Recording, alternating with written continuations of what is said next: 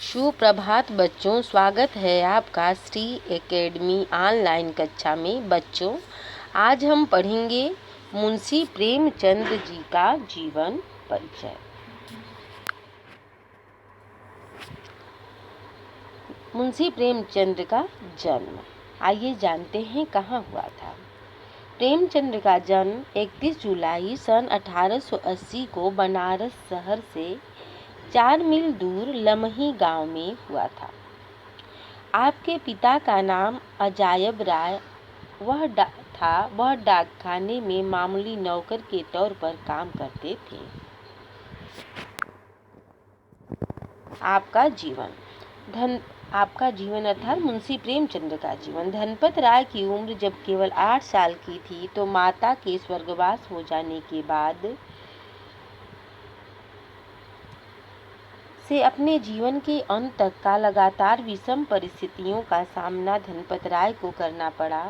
पिताजी ने दूसरी शादी कर ली, जिसके कारण बालक प्रेम व स्नेह को चाहते हुए भी ना पा सका। कहा जाता है कि आपके घर में भयंकर गरीबी थी, पहनने के लिए कपड़े न होते थे और न ही खाने के लिए पर्याप्त भोजन मिलता था।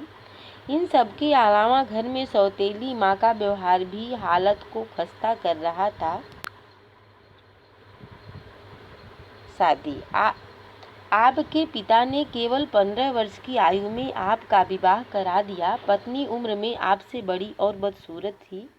पत्नी की सूरत और उसके जबान ने आपके जले पर नमक का काम किया। आप स्वयं लिखते हैं, उम्र में वह मुझसे ज्यादा थी।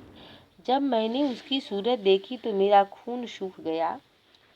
उसके साथ साथ जबान की भी मीठी न थी। आपने अपनी शादी के फैसले पर पिता के बारे में लिखा है, पिताजी ने जीवन के अंतिम सालों में एक ठोकर खाई और स्वयं तो गिरे ही, साथ में मुझे भी डुबो दिया। मेरी शादी बिना सोचे समझे कर डाली।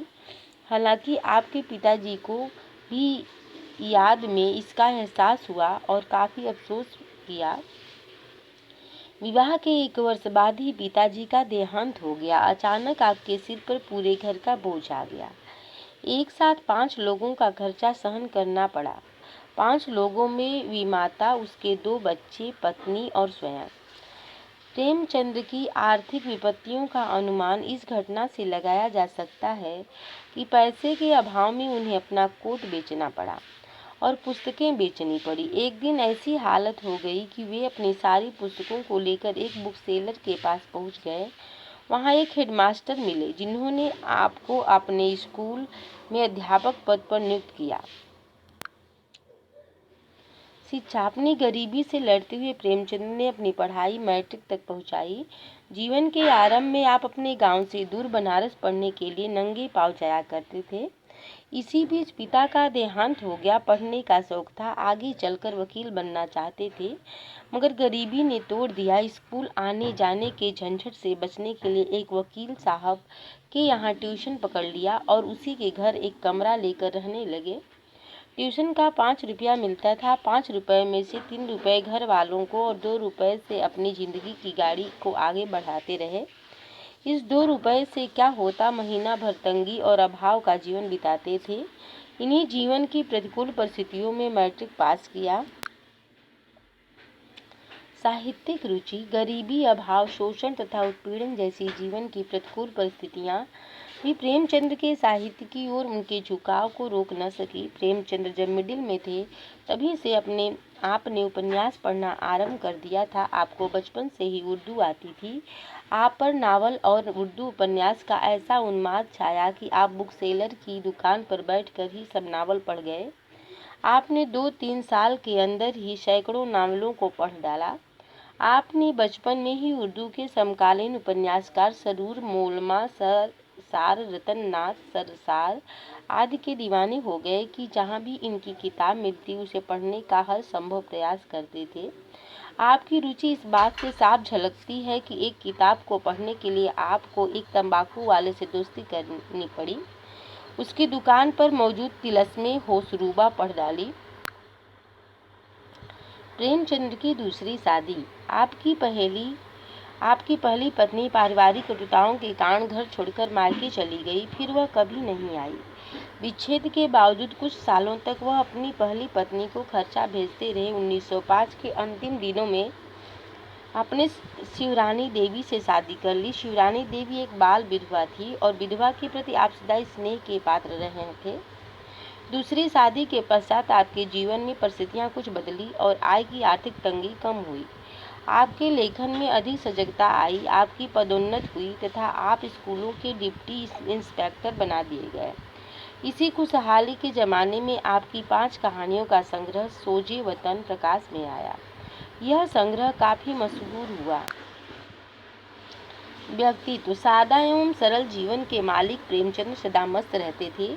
उनके जीवन में विषमताओं और कठिनाइयों से वह लगातार खेलते रहे। इस खेल को उन्होंने बाजी मान लिया जिसको हमेशा जीतना चाहते थे। अपने जीवन की परेशानियों को लेकर उन्होंने एक बार मुंशी दयानारायण निगम को एक पत्र में लिखा, हमारा काम तो केवल खेलना है, खूब दिल लगाकर खेलना, खूब जी तोड़ खेलना। आपने अपने को हार से इस तरह बचाना मानो हम दोनों लोगों की संपत्ति खो बैठेंगे, किंतु हारने के पश्चात पटखनी खाने के बाद धूल झाड़ खड़े हो जाना चाहिए और फिर ताल ठोककर विरोधी से कहना चाहिए कि एक बार फिर, जैसा कि सूरदास कह गए हैं, तुम जीते हम हारे पर फिर लड़ेंगे। कहा जाता है कि प्रेमचंद हंसोड़ प्रकृति के मालिक थे। विषमताओं भरे जीवन में हंसोड़ होना एक बहादुर का काम है। इससे इस बात को भी समझा जा सकता है कि वह अपूर्व जीवनी शक्ति का द्योतक थे। सरलता, सौजन्यता और उदारता की वह मूर्ति थे। ईश्वर के प्रति आस्था: जीवन के प्रति उनकी अगाध आस्था थी, लेकिन जीवन की विषमताओं के कारण वह कभी भी ईश्वर के बारे में आस्थावादी नहीं बन सके। धीरे धीरे वे अनीश्वरवादी से बन गए थे। एक बार उन्होंने जैनेन्द्र जी को लिखा, तुम आस्तिकता की ओर बढ़े जा रहे हो, जा रही पक्के भगत बनते जा रहे हो, मैं संदेह से पक्का नास्तिक बनता जा रहा हूँ। मृत्यु के कुछ घंटे पहले भी उन्होंने जैनेन्द्र जी से कहा था, जैनेन्द्र, लोग ऐसे समय में ईश्वर को याद करते हैं, मुझे भी याद दिलाई जाती है, पर मुझे अभी तक ईश्वर को कष्ट देने की आवश्यकता महसूस नहीं हुई। प्रेमचंद की कृतियाँ: प्रेमचंद ने अपने नाते के मामू के एक विशेष प्रसंग को लेकर अपनी सबसे पहली रचना लिखी। 13 साल की आयु में 1894 में होनहार वीरवार के चिकने चिकने पात नामक नाटक की रचना की। 1898 में एक उपन्यास लिखा। लगभग इसी समय रूठी रानी नामक दूसरा उपन्यास, जिसका विषय इतिहास था, की रचना की। 1902 में प्रेमा और 1904 और 5 में हम खुरमा व हम सवाब नामक उपन्यास लिखे गए। इन उपन्यासों में विधवा जीवन और विधवा समस्या का चित्रण प्रेमचंद ने काफ़ी अच्छे ढंग से किया। जब कुछ आर्थिक निश्चिंतता आई तो 1907 में 5 कहानियों का संग्रह सोजे वतन का दुख दर्द की रचना की। जैसा कि इसके नाम से ही मालूम होता है, इसमें देश प्रेम और देश को जनता के दर्द को रचनाकार ने प्रस्तुत किया। अंग्रेज शासकों को इस संग्रह से बगावत की झलक मालूम हुई। इस समय प्रेमचंद नवाब राय के नाम से लिखा करते थे, लिहाजा नवाब राय की शुरू हुई। नवाब राय पकड़ लिए गए। उस दिन आपके सामने ही आपकी इस कृति को अंग्रेजी शासकों ने जला दिया और बिना आज्ञा न लिखने का बंधन लगा दिया गया। अंग्रेज शासकों के इस संग्रह से इस बंधन से बचने के लिए प्रेमचंद ने दया नारायण निगम को पत्र लिखा और उनको बताया कि वह अब कभी नवाब राय या धनपत राय के नाम से नहीं लिखेंगे। तो मुंशी दया नारायण निगम ने पहली बार प्रेमचंद नाम सुझाया। यहाँ से धनपत राय हमेशा के लिए प्रेमचंद हो गए। सेवा सदन, मिला मजदूर तथा 1935 में गोदान की रचना की। गोदान आपकी समस्त रचनाओं में सबसे अधिक लोकप्रिय हुई। आपने जीवन के अंतिम दिनों में मंगलसूत्र उपन्यास लिखना आरंभ किया। दुर्भाग्यवश मंगलसूत्र को अधूरा ही छोड़ गए। इससे पहले उन्होंने महाजनी और पूंजीवादी युग प्रवृत्ति की निंदा करते हुए महाजनी सभ्यता नाम से एक लेख भी लिखा था। मृत्यु 1936 में प्रेमचंद बीमार रहने लगे। अपने इस बीमार काल में ही अपने प्रगतिशील लेखक संघ की स्थापना में सहयोग दिया। आर्थिक कष्टों तथा इलाज ठीक से न कराए जाने के कारण 8 अक्टूबर 1936 को आपका देहांत हो गया।